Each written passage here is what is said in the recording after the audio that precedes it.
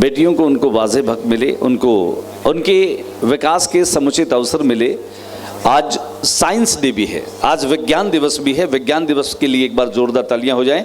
और अब चूंकि हम विज्ञान दिवस की बात कर रहे हैं और इसरो के वैज्ञानिकों की सफलता पर हम इतरा भी रहे हैं, चंद्रयान के बाद आदित्य L1 का सफल प्रक्षेपण जो है वो हमारे वैज्ञानिकों ने किया है।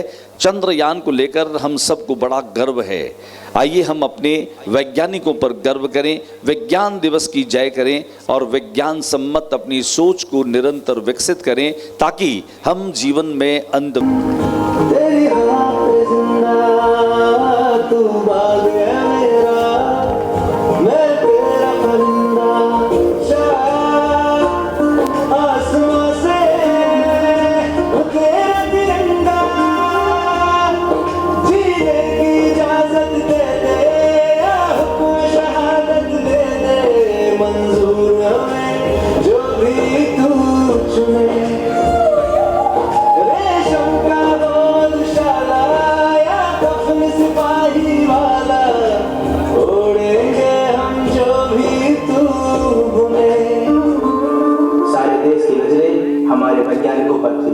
हम चंद्रमा से कुछ ही दूरी पर थे।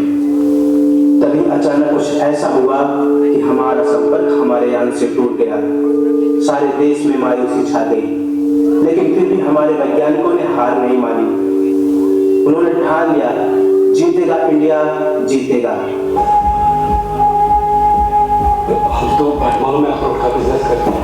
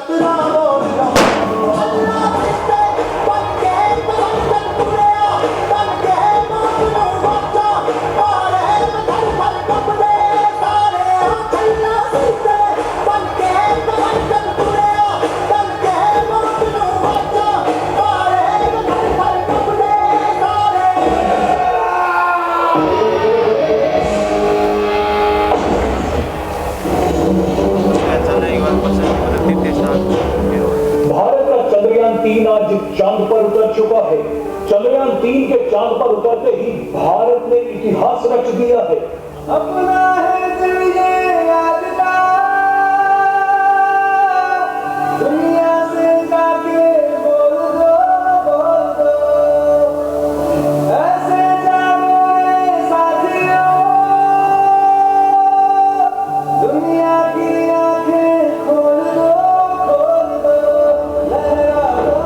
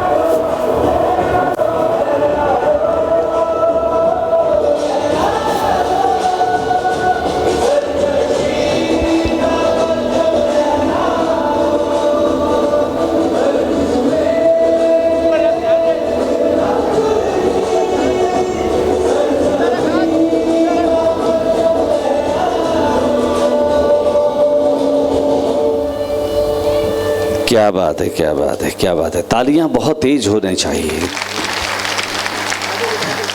ये जो चंद्रयान जब गया था, आप अखबार टीवी पढ़ते हैं क्या? पढ़ते हैं आप लोग? एक बहुत ही शानदार ट्वीट किया कुमार विश्वास ने, हिंदुस्तान के बहुत अच्छे कवि है, जानते नाम जानते कुमार विश्वास का। उन्होंने जैसे ही चंद्रयान का सफल प्रक्षेपण हुआ और उन्होंने कहा कि झंडे पर चांद लगाना अलग बात है और चांद पर झंडा फहराना अलग बात है। एक बार जोरदार तालियां बजा दीजिए जेसी बोस, सीवी रमन जैसे उन वैज्ञानिकों के लिए जिन्होंने अंतरिक्ष की उस उड़ान को सफल बनाया। मेरा यह इशारा समझ गए ना?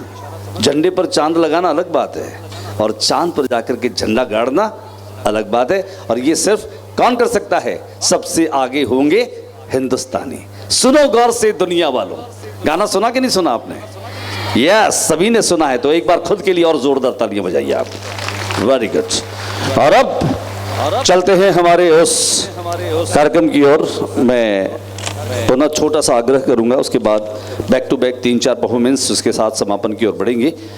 क्लास 1 से लेकर 11 तक जो तीसरे नंबर पर रहे हैं, फर्स्ट, सेकेंड और थर्ड पोजीशन वाले बच्चों को आज यहाँ पुरस्कार दिया गया। मैं आपसे, हाँ आप आ जाए। बहुत जल्दी से मैं नाम पुकार रहा हूँ, जल्दी जल्दी आ जाएं।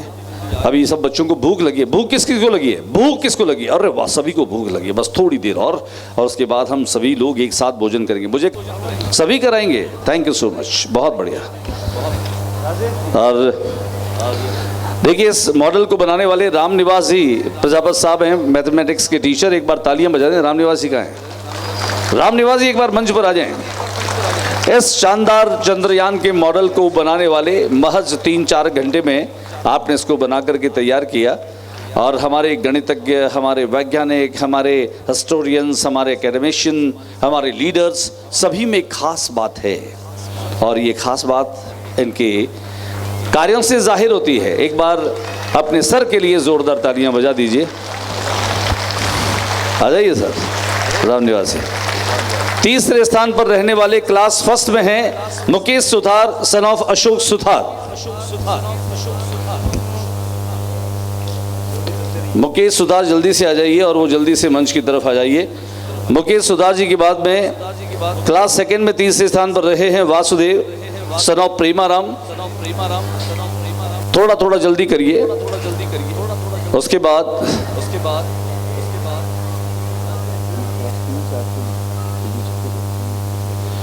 बाद क्लास 6 सेकंड के बाद क्लास 6 में तीसरे स्थान पर रही है खुशी, डॉटर ऑफ राजू राम।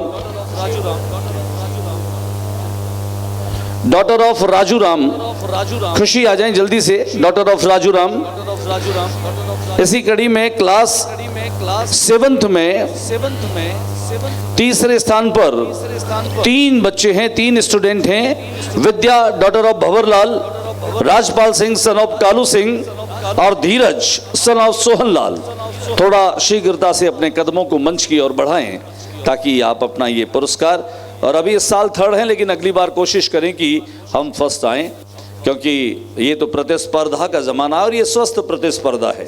जो पहले स्थान पर रहे वो कोशिश करें कि उनका स्थान बरकरार रहे, लेकिन जो सेकंड और थर्ड वाले हैं वो लगातार कोशिश करते रहें कि उनको अपदस्थ करते हुए अगली कक्षा में वे पहले स्थान पर आ जाएं। उसके बाद क्लास 9th में तीसरे स्थान पर रहे हैं mister Lokesh, son of Ram Narayan ji. जल्दी से मंच पर आ जाएं लोकेश। और कला वर्ग में क्लास 11 में तीसरे नंबर पर रही है मनीषा, डॉटर ऑफ राम प्रताप जी। मनीषा जल्दी से दौड़ करके आए मंच की ओर। मनीषा। और क्लास 11th साइंस वर्ग में तीसरे स्थान पर रही हैं संजना, डॉटर ऑफ ओम प्रकाश। संजना जी मंच पर आ जाएं और बस आपकी हल्की हल्की तालियां मंच तक लगातार। उसके बाद राम निवास जी से 2 शब्द सुनेंगे और राम निवास जी के बाद फिर हम चलेंगे हमारे सांस्कृतिक कार्यक्रमों की ओर। धीरे धीरे रफ्ता रफ्ता कार्यक्रम के समापन की ओर बढ़ेंगे। चलिए, पहले मैं आदरणीय रणजीत जी से निवेदन करूं कि आप पहले आएँ हमारे बीच में। जी हाँ, हमारे गुरुजी हैं और आपका आशीर्वाद अपरिहार्य है, सभी बच्चों पर समान रूप से बरसता है। गुरु तो सूरज की तरह होता है जिसका प्रकाश सभी ग्रहण करते हैं। रणजीत जी। हेलो। हाँ, सगड़ा एक साथ बोलोगा जयकारो देखा कि तो भूख लगी थकेड़ा हूं। बोले भारत माता की, भारत माता की, अमर शहीदों की, अमर शहीदों की। आज इस केशव विद्या मंदिर पीठ विद्यालय में वार्षिक उत्सव और कक्षा 12 के छात्रों की विदाई का कार्यक्रम, इसको देख करके बहुत बड़ी खुशी है। और आप सभी का उत्साह, जोश और भावनाओं को देखते हुए बहुत बड़ा कार्यक्रम सुंदर बना है। तैयारी करने वाले इस विद्यालय में बहुत बड़ा सहयोग दें। आप इसी प्रकार से कार्यक्रम होते रहते हैं तो बहुत बढ़िया। बच्चे की इस प्रकार का कार्यक्रम आज से पहले कम ही हुआ करता था, लेकिन शिक्षा विभाग ने एक इस प्रकार की आदेश जारी कर दिए हैं कि पूरे राजस्थान के सभी विद्यालयों में वार्षिक उत्सव मनाना बहुत जरूरी है। वार्षिक उत्सव का मतलब क्या है? इसमें प्रत्येक छात्र को अपनी कला और अपनी प्रतिभा को उजागर करने का समय मिलता है। वो उजागर करने के लिए किसकी जरूरत रहती है? उसकी जरूरत रहती है गुरु की। गुरु की पहचान बिना और परीक्षा किए बिना आपको यह मौका नहीं मिलता है। हर बच्चे में यह मान के चलते हैं कि जिसने मनुष्य शरीर बनाया है या जन्म लिया है, उसमें कोई न कोई योग्यता हर एक में होती है। लेकिन उस योग्यता को उजागर करने के लिए सबसे पहले वातावरण की जरूरत रहती है। उसके बाद में गुरु के अनुभव बिना, गुरु की तैयारी बिना गुरु उसको पहचान सकता है और उसकी प्रतिभा को मौका देख रहा है। हर बच्चे में अलग अलग प्रतिभाएं होती है, किसी में खेलने की, किसी में पढ़ने की, किसी में गाने की, किसी में नृत्य करने के लिए। आज इस कार्यक्रम में सभी छात्र छात्राओं को, छोटे से बड़े तक को, अपनी प्रतिभा का आभास करवाया है। कोई खेल में, कोई नृत्य में, कोई गाने में, कोई शिक्षा में, लेकिन सबके अंदर प्रतिभा है। लेकिन इस प्रकार का मौका बहुत ही कम मिलता है। आज के इस समय में ही आपको इस प्रकार का मौका मिलता है। जैसा रंगा जी ने पहले कहा कि महिला शिक्षा को मौका नहीं मिलता था, इसका मैं प्रत्यक्ष आपको उदाहरण देता हूं। इन 5 वर्षों में सन 1986 से पहले कोई भी छात्रा एक प्राइमरी से छोड़कर ऊपर प्राइमरी स्कूल में या सेकेंडरी स्कूल में विद्या के लिए, ये अध्ययन करने के लिए नहीं भेजते थे। लेकिन सर्वप्रथम हमारे 500 भाषाओं में एक माध्यमिक विद्यालय दुलचासर हुआ करता था, जिसमें सर्वप्रथम समस्या हमारे परिवार के सामने आई। 6ठी में हमारी भतीजी को एडमिशन दिलाने के लिए हमारे भाई और एक अनुभवी गोपाल सर के अर्जुन सिंह जी से मेरे बड़े भाई ने कहा, आप कहां भेजे इसको? लड़कों की स्कूल थी सिर्फ। तो उन्होंने कहा क्या दिक्कत है, हम स्कूल में 6ठी में हमारी स्कूल में एडमिशन करवा दो, क्या दिक्कत है?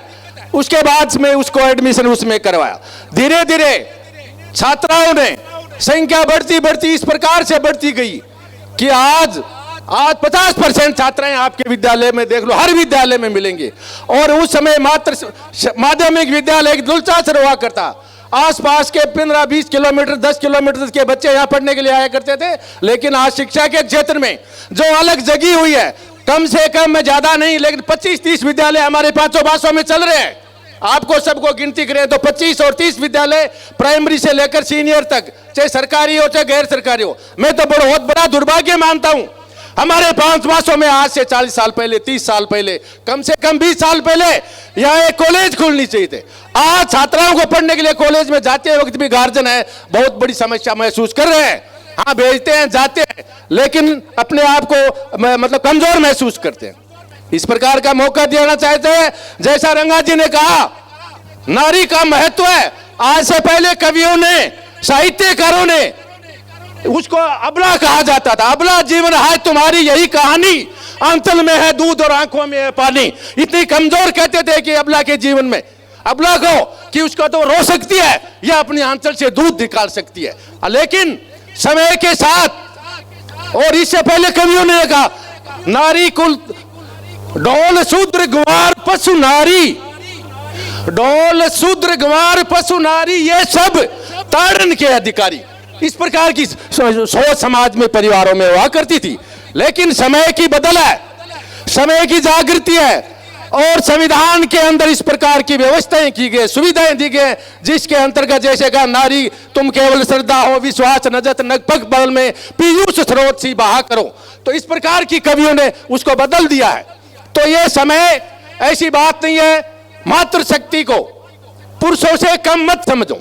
पुरुषों से कम हर क्षेत्र में, चाहे शिक्षा हो, विज्ञान हो, चाहे तकनीकी हो, चाहे किसी भी क्षेत्र में देखो, सब में अग्नि है। मेरे परिवार में एक भतीजी और एक भांजी है जिसने आरजेएस को सिलेक्शन किया है पिछले 12 महीने पहले। आरजेएस जो मजिस्ट्रेट की सीधी भर्ती में उन्होंने योग्यता हासिल किया। इस प्रकार की योग्यता हमारे गांवों में, हमारे परिवारों में, और आज इस प्रकार का जोश आप सभी अभिभावकों ने इतने 10 बजे से 9:30 बजे से यहाँ बैठे और जोर तोर से ध्यान पूर्वक अपना समय दे रहे हैं। तो मेरा यही निवेदन है कि हम शिक्षा के प्रति लड़कियों को लड़कों से कम नहीं समझें और उनके हौसले को बुलंद रखें। और आज के इस कार्यक्रम के लिए सभी विद्यालय परिवार को, आए हुए आगंतुकों को, अभिभावकों को, दूर दराज से गांव से भी अभिभावक आए हैं और जनप्रतिनिधि भी आए हैं, सबको हार्दिक बधाई